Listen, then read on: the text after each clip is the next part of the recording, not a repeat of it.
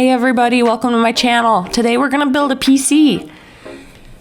I got that stimulus check and my son needs a new PC, so that's what we're doing today. Here's all the parts. I bought some new, some I already had, like there's a Wi-Fi Bluetooth card, there's a GTX 1050. I already had those pieces, but I bought everything else new, a new case, a new processor, new RAM, new motherboard, new CPU cooler, and a new power supply unit. So I got the i5-10400F, got 32 gigs of 2666 megahertz RAM, an MSI motherboard, an ID cooler, and an EVGA power supply. And like I mentioned, I got the graphics card and the Wi-Fi/Bluetooth card. I've just had those. Haha, I'm not giving him the new parts though. He can have my old power supply unit that was in my computer, and I'm actually gonna put that in my computer. Same with the RAM. You think he needs 32 gigs of RAM? No, I put that in my computer and took 16 gigs of mine out so he can have 16 gigs of RAM. Here I have unboxed everything. So here's the case. Here's the motherboard. It's very small because I actually bought it to fit in his last case. And then I bought the case kind of last minute. So anyway, here's everything unboxed. The cooler looks really cool. So here we are, I'm gonna start building. First thing I'm gonna put in is the RAM. So you just open up the clips, line it up, it only fits in one way. Snap, snap. Well, I'm also wearing an anti-static wrist strap. I do have a video on how you can ground yourself if you don't have one of these. Snap, snap, that's so satisfying. Now, for some reason, I'm gonna go ahead and install the CPU. So you open up that little cover. You don't have to take that plastic piece off.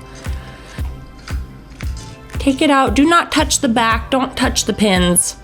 Now, your processor only fits in here one way. So here I am looking, trying to figure out what the heck. How do I put it in? I don't want to put it in the wrong way. There is a little marking on it to let you know. Like it's not just a big square. There are certain notches, so you'll be able to tell if you do this yourself. So I placed it in, and then once you put that down and you snap the cover on, yeah, then that thing pops off, and that's kind of fun. I don't know why, it just is. Ta-da! And basically for visual sake, I decided I would do the PCI Express slots. Normally I would probably wait until the motherboard is in the actual case to put these in, but I wanted you to be able to see it. And I'm actually really glad that I did it this way because I didn't have the best camera angles when everything was in the case. You'll see. It's not terrible, but you'll see. So there I have all that business on the PCI Express, and now, honestly, there's no rhyme or reason. I'm connecting a SATA cable for some reason now. Like, there was no clear method to this madness. I literally was just grabbing whatever part was closest to me and putting it on. I feel like logic would tell you, like, if you were doing this in a strategic order, I feel like you would do the CPU cooler immediately after you did the CPU, but not Hannah. Oh no. We do this all random. Okay, now I'm connecting the CPU cooler fans to the motherboard, which, that's pretty normal. These are the addressable RGB headers, and they're gonna get plugged into an extension, which will get plugged into the power supply unit. So now I put the back plate on. I don't know where that footage went. It disappeared, but now I am basically putting these on, and I did this wrong. You're supposed to see these little metal brackets here?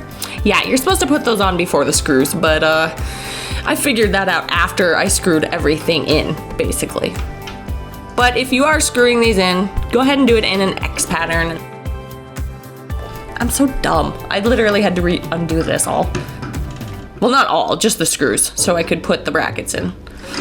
Like, what am I screwing in right now? Nothing.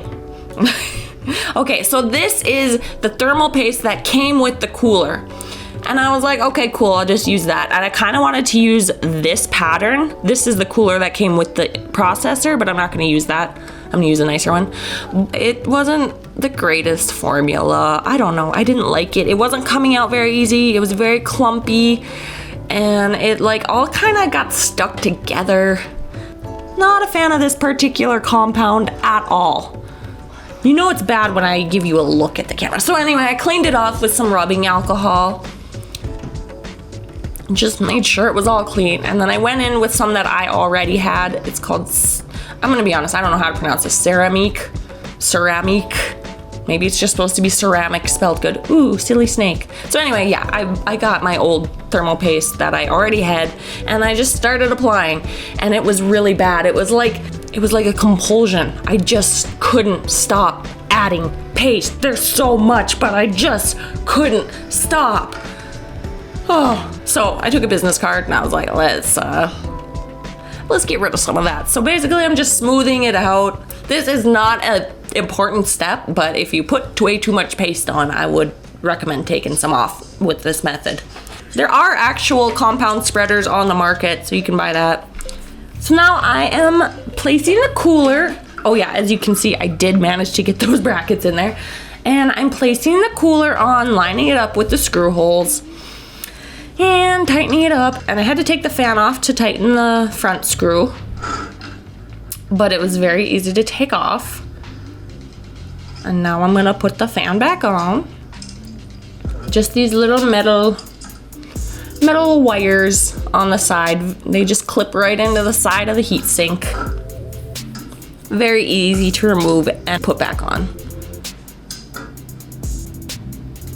Now I'm going to open up the back of the case, and we're gonna see what it looks like, where we mount everything and where we put our power supply unit. Let's check it out.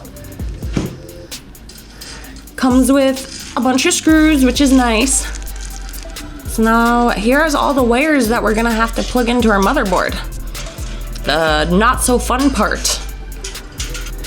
So here I've got it flipped over and all the cords out of the way, except for that one. Let's put that I/O shield in, because this is something I forget quite frequently. It just snaps in. Punch it in there. Now I'm taking out the back plates so that the things that are plugged into my PCI Express lanes have a place to go. And let's just slide the motherboard in carefully. You line it up with the I/O shield. Make sure there's no wires underneath it. See, lined up. Beautiful.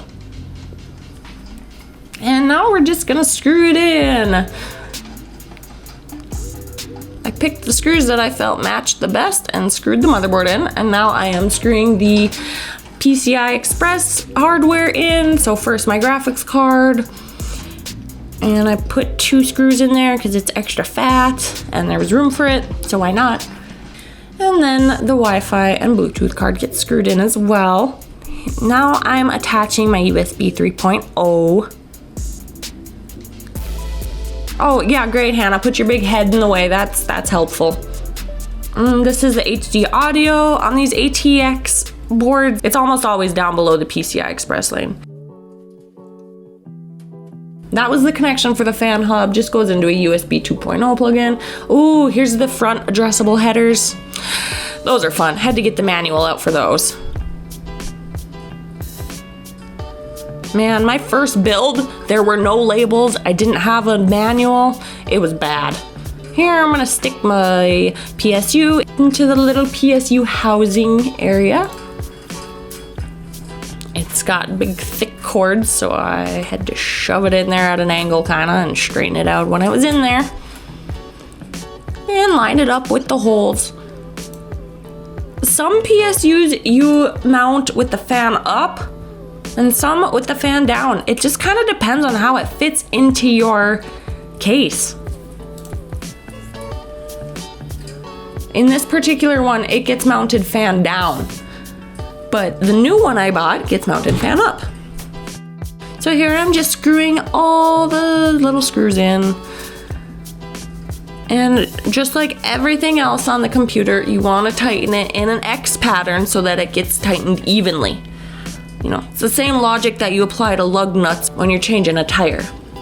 The hard drive bay was interesting. It screwed directly into the case. I kind of liked that. Kind of, I guess. I don't know. It's nice though. It was nice and roomy because you mount the hard drive right on top. At least my particular hard drive. and then you screw it right back in, and then there's all that space underneath the hard drive. Even though I have a 150 millimeter PSU, which is, one of the biggest sizes of PSUs, which is honestly pretty standard if you're getting an aftermarket. But anyway, yeah, even though I have such a large PSU, there was a ton of room for me to put my extra cords. So even though this case was an unknown brand to me, it's called Raid Max. I'd never heard of it before, and it was also very cheap. I'm still very pleased with this case because there was so much room to put those big fat wires. So here I am just kind of trying to make sense of these wires. Oh my gosh, there's so many. What do I do with all these? Well, shove them into the extra spaces. All the ones that I don't need, I'm shoving away. Pat, pat, pat. Here I finally found the power for the Bluetooth Wi-Fi card. It just hooks up right into a USB 2.0 connection. Luckily this board seems to have a lot of connections. Yeah, Hannah, put your big head right in the way. Ah, there we go. Plugged it in. Get your head out of the way, Hannah. Okay, now, the moment of truth, guys. And nothing happened. If you guys know what I did wrong, comment right now. I want you guys to guess. I forgot to plug my motherboard into the power supply unit. So now, let's try again. I didn't think it worked at first. Oh, but there it goes. Literally, I don't know why that hesitation. It doesn't hesitate when I start it now, but it hesitated that first time. And I thought it looked really nice. So here I'm just checking all the fans, making sure everything is blowing the right way. However, something's not right. That's supposed to have lights. So open up the back. Let there be light. So now I'm gonna turn it off and work a little bit on the wires. I really like to do that pat thing, don't I? Oh, here, if I pat them, they'll be so gentle. So anyway, I am just tying these together so that they are not super messy. My wire management is not great by any stretch of the imagination, but it is good enough. And really, that's all that matters. So let's put it all back together. This also has a magnetic mesh cover on the top. I don't know when they came out with these magnetic designs, if these have been around for a while, but I really like the magnets on top. Here I'm just plugging everything in. I must have been getting really sweaty. I know I was really tired. This was 1 or 2 in the morning that I was doing this because I waited till my son went to sleep so I could surprise him with it the next day. So here, putting the monitor and all the important stuff. Got my keyboard and mouse, got that off Amazon. It was actually a package deal, keyboard and mouse. Here's some speakers, because even though this monitor does have speakers, it's really bad. Hey look, the focus came back. And it's gone. Pushing it all back. This monitor's base is really wiggly. Not the best base. Here we have everything hooked up. Everything looks great.